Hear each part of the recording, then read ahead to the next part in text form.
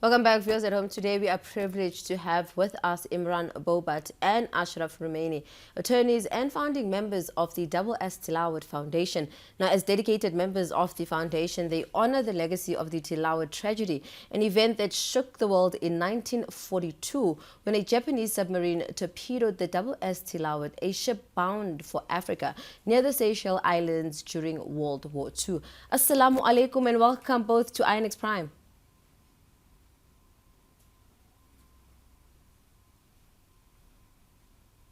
Mr. Ashraf and Mr. Imraan, are you guys with us? Okay, from my side, there isn't much audio from our guests, so we're going to just try and just find out what is the issue and then get right back to the conversation. But on that note, let's head over to an ad break. We'll see you when we come back.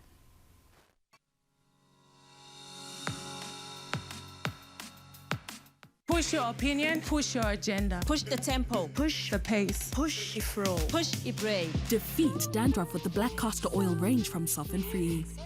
Replace the delicious meal in a glass high in energy, protein, omega-3, 26 vitamins and minerals. Isn't it time you shake up your day the Replace way? Give your family relief from the summer sniffles and allergies, plus added protection for their immune systems. Get more this summer and feel better, faster with Lintagon. In 2024, INX Prime is on a mission to inspire, inform, uplift, and make a positive change in society. As a proudly South African TV and digital channel, we bridge the gap with viewership throughout Africa and the world, bringing you groundbreaking content. We aim to be authentic, relevant, and inspire. Whether it's fashion, food, or faith, we'll have you entertained. Our smart, innovative approach to content keeps us ahead of other channels. But it's not just about us, it's about you. Our platform is designed to empower individuals from diverse backgrounds. We give people a voice, a stage, and a spotlight. It's time to break the barriers together. Join us on INX Prime, DSTV channel 345, and the INX app. Be part of change, the conversation, and the celebration.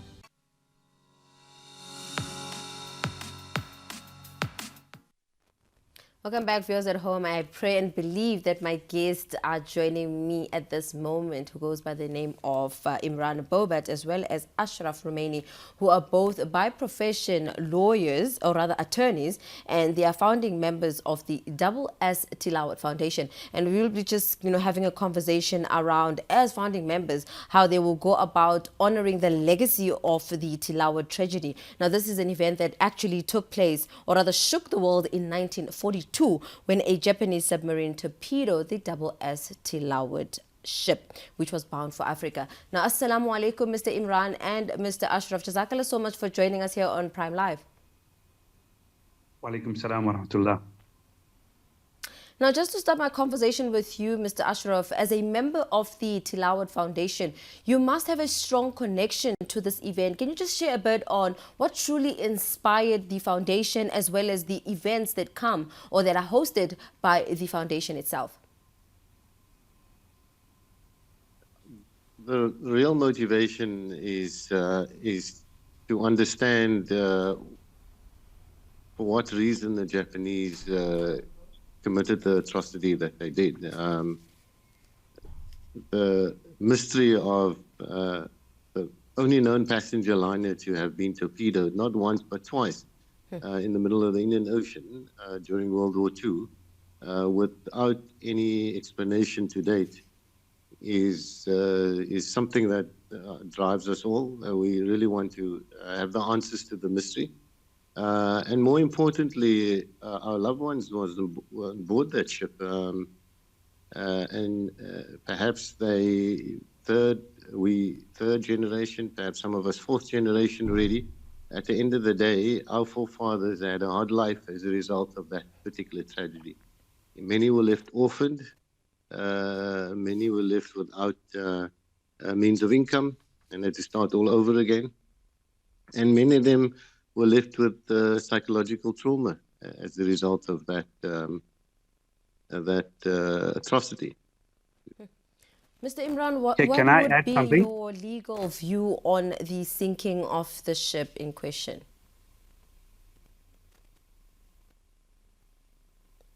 Sorry, Sorry, can can or Imraan? Can you hear me? Mr. Imraan, I can hear you nice and clearly. Yes. I was just to add to Ashraf's introduction, there are a number of unanswered questions around the Tilawa tragedy. For example, did the Japanese know about the precious cargo that was on board? As we know, some 75 years later, around 2017, the most dramatic discovery was made in a secret, let's call it clandestine operation. Salvors went to the bottom of the ocean and uncovered millions of dollars worth of silver bullion. So did the Japanese, when they torpedoed the ship, know about the precious cargo? Was the Tilawa a military threat or not? Did the Tilawa contribute to the war effort? Why did the SS Tilawa not have an escort or have its route patrolled for enemy attack? And then what happened between the first and second torpedo? There was an hour or so between the first and second torpedo. Something must have happened for them to have delayed the firing of the fatal torpedo, which then caused all hell to break loose. And is there anything in particular that the captain of the SS Tilawa or the commander of the I-29 Japanese submarine said or did that that will allow us to understand why this tragedy took place? So there are more questions than answers, unfortunately. And the SS Tilawa Foundation and the Tilawa 1942 organization have spent the last 20 to 25 years trying to uncover these, let's call them secrets. And Ashraf has definitely been at the forefront of these questions. I believe, I hope I won't be misdirecting this question to you, Mr. Imraan, to say you mentioned the probability of it being a war crime, or just asking if the torpedoed was a justified act. I want to understand from you, what is your legal perspective on the sinking of this particular ship?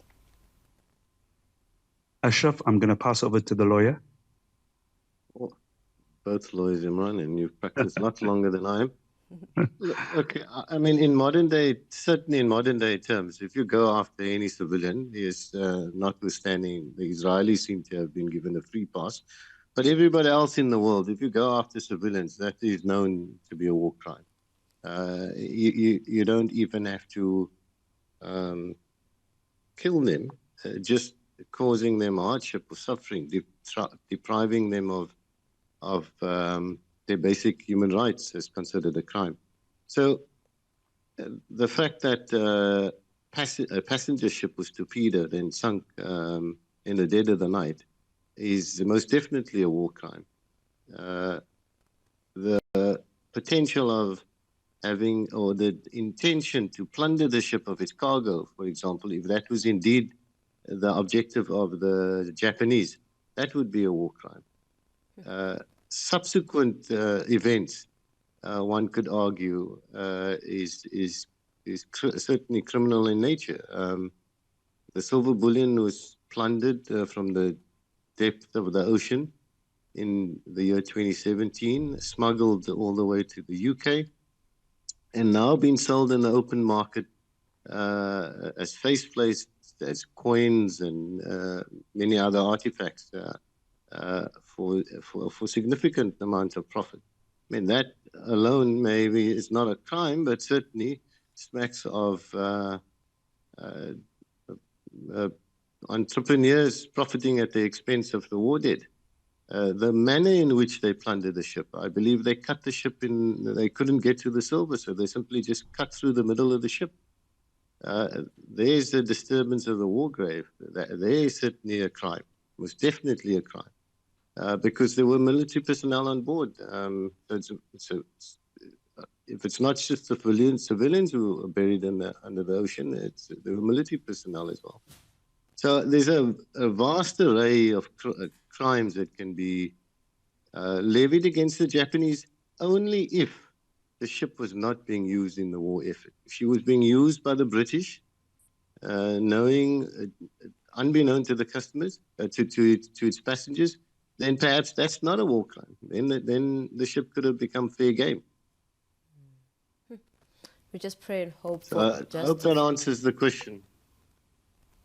We just pray that, justice prevails and it continues to give comfort to the descendants as well as, survivors of the tragedy. Now, just looking at the, the anniversary, I believe is on the 23rd of November, could be mistaken.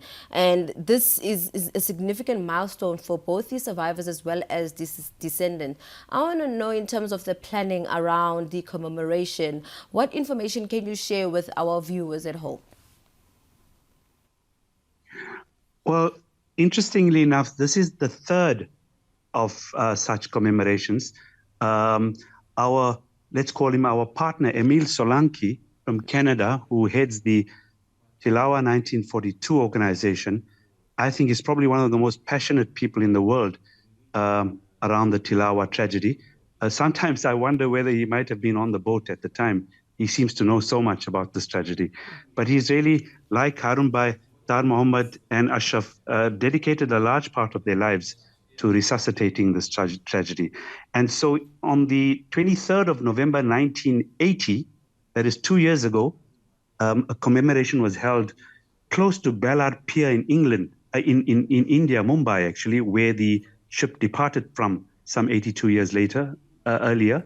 And then last year in Greenwich, England, at the Maritime Museum, a second commemoration was held. So we thought it's high time that we bring the commemoration to African soil.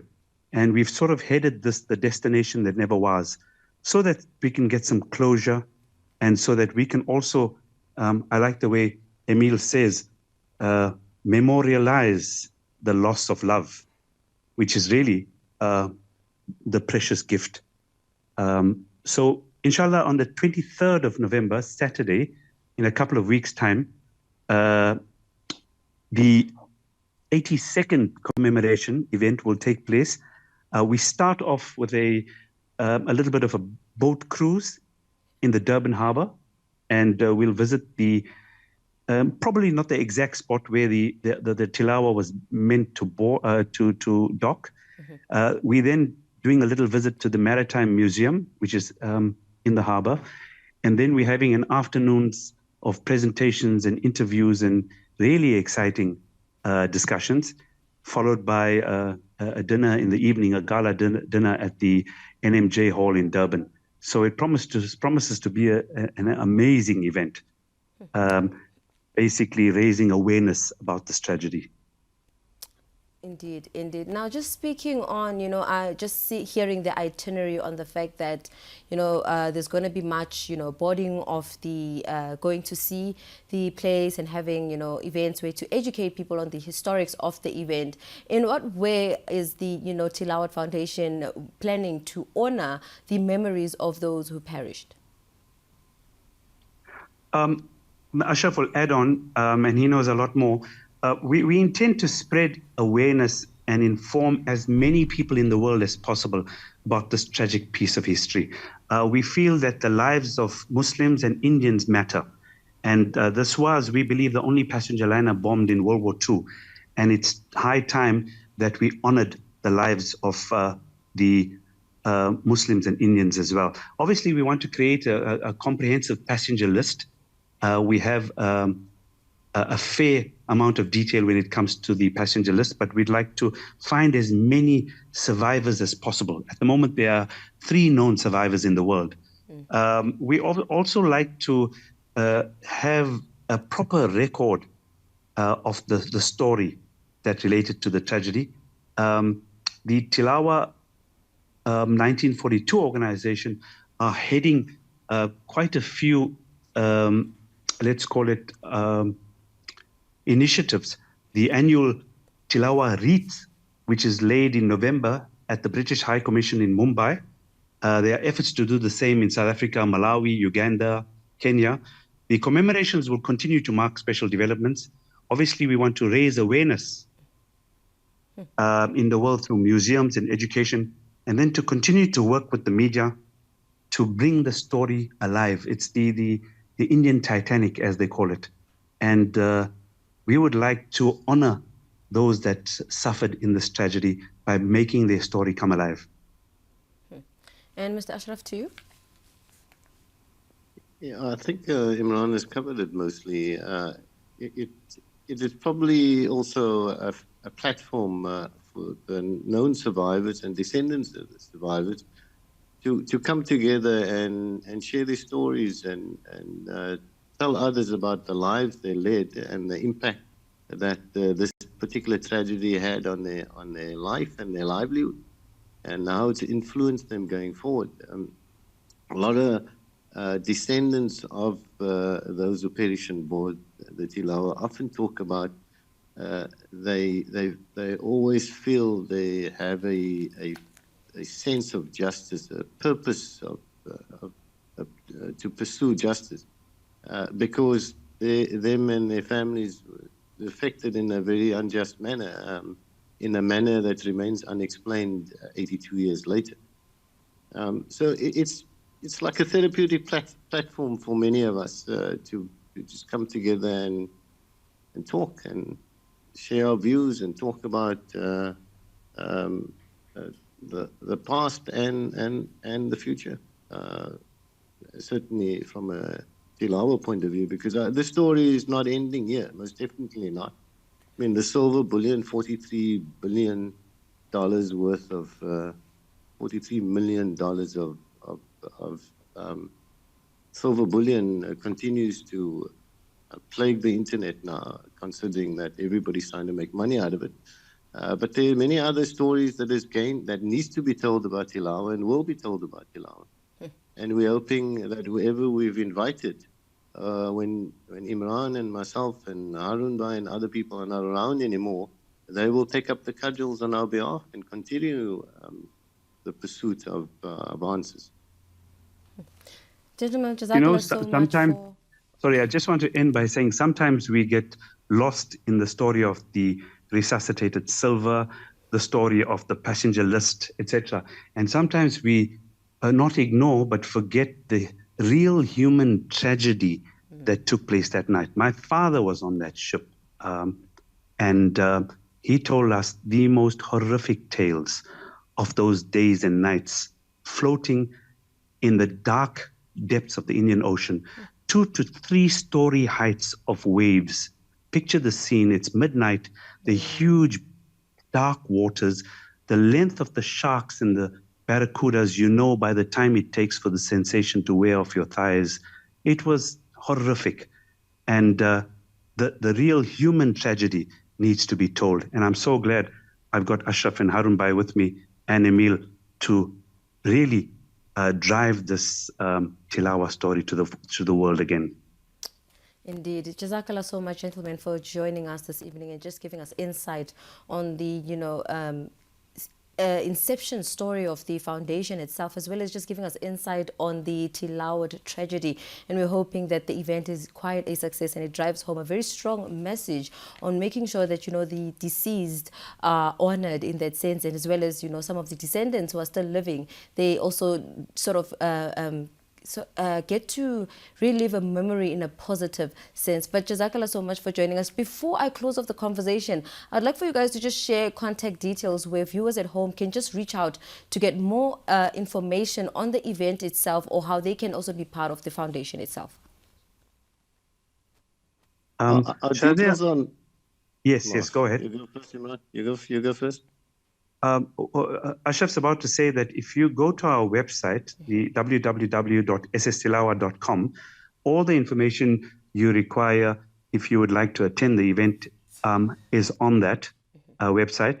If you need a telephone number, our Amir is Harun Tar Mohammed, 082-778-8660. If you call him, he'll be more than happy to put you onto the, let's call it the passenger list for the event. And inshallah, we're really looking forward to as many people in the world that are affected by the Tilawa tragedy to join us on that day, inshallah.